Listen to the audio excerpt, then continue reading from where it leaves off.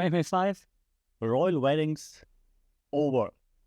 The real dynastic spectacle of 2025. You know it. You're waiting for it. Taylor Swift and Travis Kelce. Relationship staged as a global broadcast or podcast.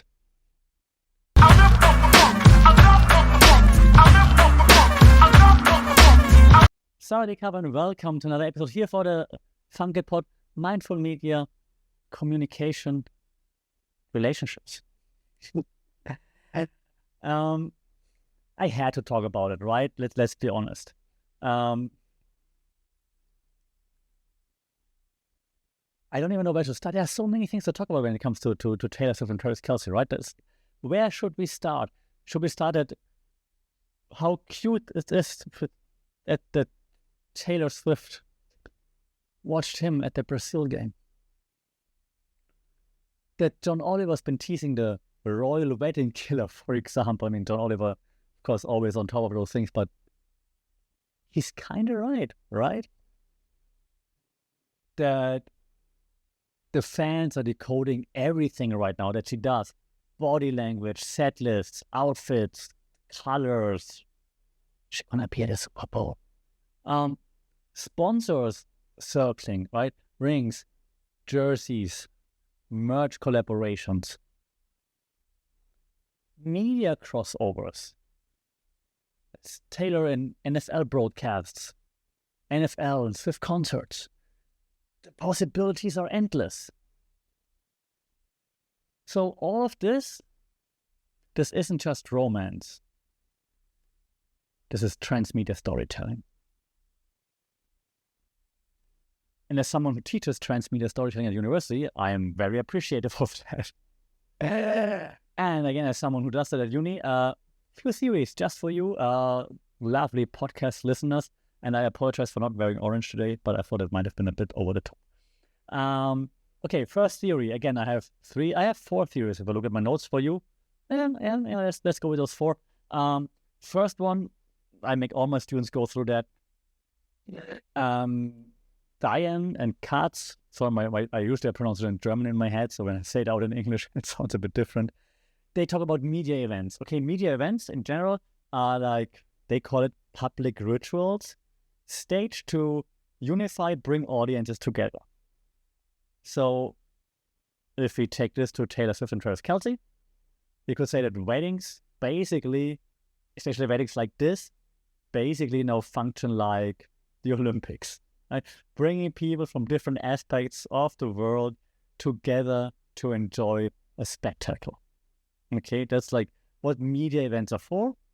Olympics as one example, but now that weddings, especially weddings like this, are becoming big media events, they take on the roles of former, older media events, offering that same kind of feeling, result, bringing people together. A public ritual, staged to a unified audience.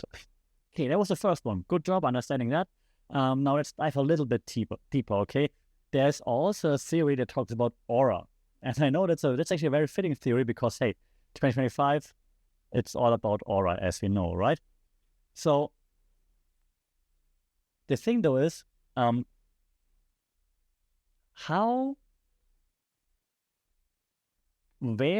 I'm going to find another question word. No, but what happens, there's another one. What happens to intimacy when your wedding is a event staged for millions, I hear the rock saying, millions of people?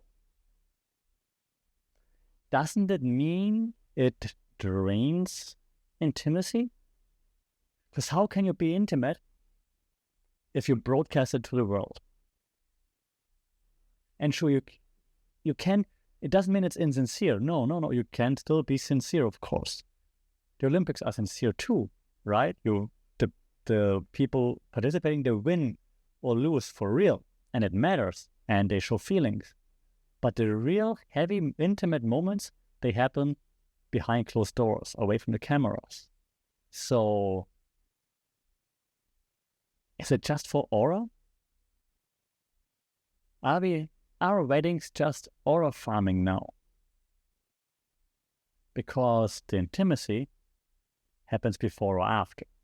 There's a reason why the engagement wasn't publicized right away. Because they wanted to have the intimate moment, which they deserve. So then the wedding, probably, maybe they're going to have a private ceremony before or after, who knows? Before. But publicly staged weddings, events, lose intimacy. Our guy, and I always do this, our guy Debord also fits in here. Society of the Spectacle. We had it in many episodes before, so I make it a bit faster. But remember, Guy Debord, Society of the Spectacle, saying, societies, people, they want spectacular things in the media, right? We want to consume the images that people in the media present to us because we don't have it ourselves. So we consume the image of love that they present. We don't really consume, obviously, the relationship itself. We don't really care about the relationship behind that image. If that image is cute and loving and perfect, that's what we want. That's what we long for. And that's what it is for us. How they really are, And the last one, number 4, celebrity studies. It's a thing. It's an actual thing. When you look into like media and communication studies, celebrity studies is an actual thing. Because celebrities are basically our form of modern mythology. So we don't have like mythology like back in the old Greek times, but we have celebrities and we put them, for some reason, I could tell you the reason, we put them on a pedestal. We're like, oh my God, those celebrities, right? So Taylor Swift, Swift-Kelce, they're like this archetype couple for, and now you're going to cancel me, for late capitalism. They are the perfect couple for everything that's happening in our media world right now, and with the economy. They just bring it all together. And can't hate them for it. If you can do it, why not do it? But it's just too perfect. And they're not the only ones. Because you and me, all the Swifties, we're the co-authors to this whole big transmedia narrative that Taylor and Travis are telling. Your fans decoding every little thing that's happening, what she's wearing, what she's saying, what hint she's dropping, another Easter egg here, another Easter egg there. That's basically the collective authorship of that whole narrative. So we're adding to it. Okay, it's not just her telling the story or them telling the story. It's us adding things to it, making the story even bigger, even more immersive. So this means to me that the wedding isn't that much of a sacred institution anymore as it used to be, maybe. It's more like a content storytelling canon that shoots lots of messages out there, and they stick with us, and we take them, we run with them, and we're making them bigger so that more people hear about it. And again, I'm not hating on Taylor or Travis for that. They're just the go-to couple for this right now. But it's not the only time this happened. There are more cultural examples there. So right now, the easy one is Taylor and Travis. You even have fan merch on Etsy already, right? But hey, what about that Coldplay kiss cam moment? Went viral. Everyone was jumping on it, right? Same thing. Travis and Taylor are going to be much bigger, of course, but similar thing with the Coldplay kiss cam, right? All those memes popping up, everybody's photoshopping their brand and their grandma in it. So same thing. Paparazzi rituals, they're everywhere. Stadiums as temples of romance, right? You see Taylor sitting there. Oh, but also other couples, obviously, right? Even just normal couples, not celebrity ones, right? Also, kiss cam here, kiss cam there. Oh my God, so cute. So we've always been doing that, okay? Think back, if you're my age, you remember that. You remember David Beckham and Posh Spice, for example, Victoria Beckham. Well, they've been that show-off go-to celebrity couple back in the day. Meghan Markle, Prince Harry. Think about them what you want, but they've been that it couple for a while.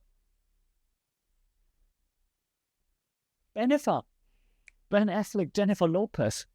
Okay, now I'm getting way too old. But you know what I'm saying. Celebrity couples have always been media franchises. Taylor and Travis just going to take it to the next level. Okay?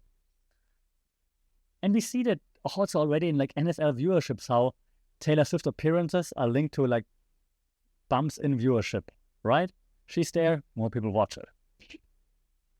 Again, not hating on her, because I mean, there's a reason why, but it's clearly that this is happening.